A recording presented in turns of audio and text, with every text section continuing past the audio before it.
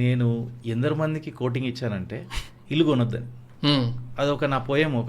ఒక 5 ఏళ్ళు నడిపించిన నేను. ఇల్లు కొనకరా అని అందరికి పోయి చెప్పిన. చాలా మంది ఫ్రెండ్స్ని ఇల్లులు అమ్మిపించేసా రెంట్లో ఉండాలని. Renting is better than buying అని. ఓకే అది వాళ్ళు రెంట్ ఫ్లాట్ అమ్మేసి ఇంకో ఫ్లాట్లో రెంట్ ఉండి నాకు ఫోన్ చేసి, అరే మామ థ్యాంక్ యూ, నువ్వు అసలు నా లైఫ్ చేంజ్ చేసావు, నీకు పార్టీ ఇవ్వాలి, ఇది అది ఫుల్. మనం కూడా కాలర్ లేపి మరి మన సజెషన్ అట్లుంటుందని మనం అనుకొని మనం ఫుల్ సెట్ అయినాం. ఈ కోవిడ్ వచ్చింది. కోవిడ్ రాగానే మనం ఇంట్లోనే ఉన్నాం.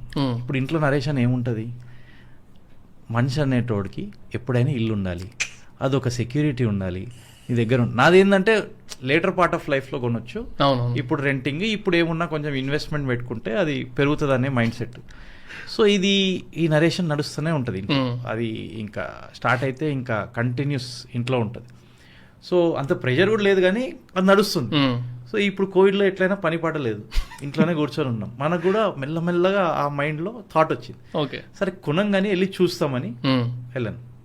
వెళ్ళి చూసిన తర్వాత నా బడ్జెట్ సరే ఓకే 1.5 crore ఏమొస్తుంది ఫ్లాట్ అని వెళ్ళి చూడడం స్టార్ట్ చేసి ఆ వెంచర్ ఏదో కూడా మాకు క్లారిటీ ఉంది, అక్కడ వెళ్ళి చూసా.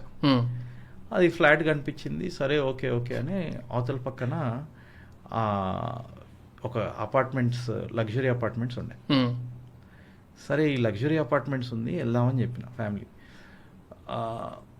వద్దొద్దు అది కాస్ట్లీ, మనం ఎట్లయినా కొనేది లేదు, అంత డబ్బులు లేవు, వెళ్దాం.